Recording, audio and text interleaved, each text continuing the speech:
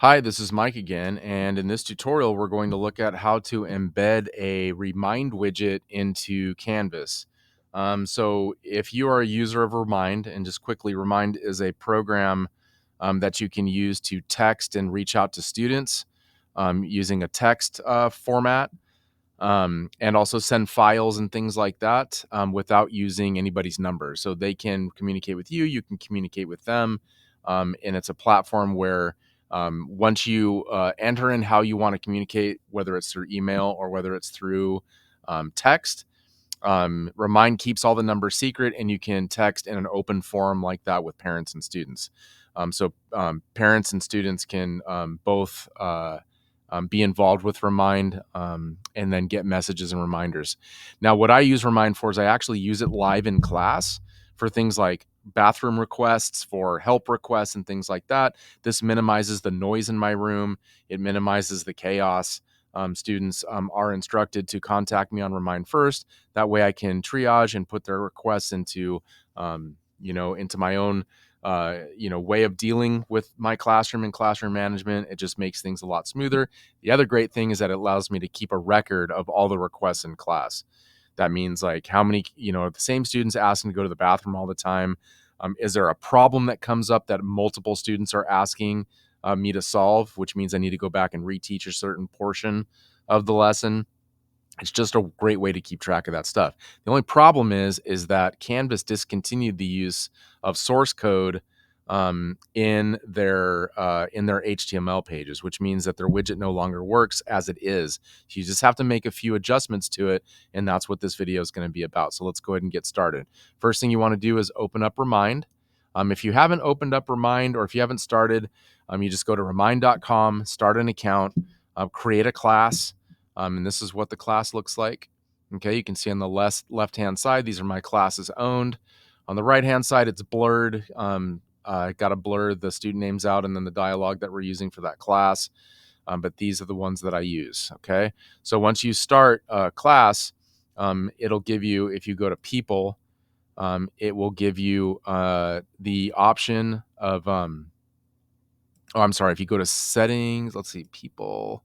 Oh yeah, and then up here on the right-hand side, add people. It'll give you all the codes that you need over here on the left-hand side, including sharing a link. Now, this is all taken care of if you just embed the widget. You don't even need to do this step. You just embed the widget, and then it has a join link already attached to it.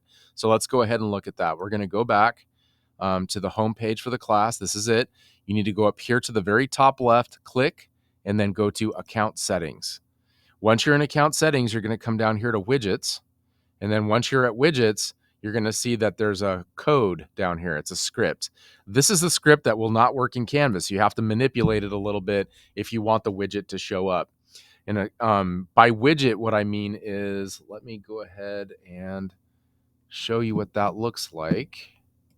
Okay, so if I go into my photo video 1-2 class, this right here is what the widget looks like. So it's an ongoing class dialogue. You can communicate with kids. They can communicate with you. When they respond, you can either set it up so everybody can see the response or only you. Also, too, is you can create group chats. So you can contact like 4 or 5 kids at a time if you've got groups set up. That's just a really great way to communicate and reach out to your kids, and then parents can monitor all this by them signing up as a parent. Okay, so that's what the widget looks like. Here is the page that you need to copy. First thing you need to do, though, is you need to click on Show Advanced Settings, click on Wix. Okay, this changes the code just a little bit. Then the next thing we need to do is copy the widget code. Okay, once it's copied on a PC, you're going to go to Notepad. Okay, open the Notepad app. This is what it looks like. And then what you're going to do is you're going to paste the code. Okay, then you go to File, Save As, and then you're going to type exactly what I type here. Remind widget dot html. Okay, then you're going to save it. I've already saved it, but make sure it looks exactly like that. Go ahead and save it, and then you'll have a copy of the text that you need. Okay, And we're going to go like that. So now that we have that, then the next step that we have to do is get into Canvas and go to the classroom that you want the widget to appear in. Okay, and this needs to be done separately for for every class you want it in. Now I keep it the remind widget on my home page. So this is the first thing kids see every time they come to class. That's important because that it'll show kids the ongoing dialogue. That doesn't mean this is the only place you can put it. You can also put it anywhere that there's an HTML editor in Canvas, which is almost everywhere. Okay, so the first step, once you've created the widget script and you've saved it into the notepad, then the next thing that you're going to want to do, and I believe Mac has the same thing. They also have a notepad feature.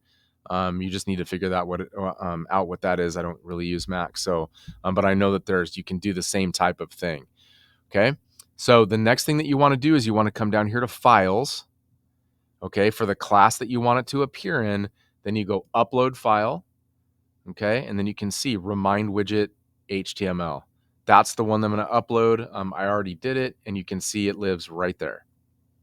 Okay, once you see that appear, you're going to click on it and open it up. And then what this is going to give you is vital information in the in the URL bar up at the top. Okay, so once that information pops up, you can see the widget already popped up. Now we need to do a little bit of work in terms of getting that into my home page. So I'm going to open up a new window, and then I'm going to open up Canvas again, and then I'm going to go to my home page. Okay, and you can see that here is the widget on my home page. So the way that we need to do that is what we're going to do is I'm going to show you how it works by opening up just another page. So I'm going to go to Pages, and I'm going to go to View All Pages. Okay, and then I'm going to go to Plus Page. Then what I'm going to do is I'm going to type in Test Widget. Okay, and then what I've done is I prepared a set of code that we're going to use to plug in the widget code from Remind.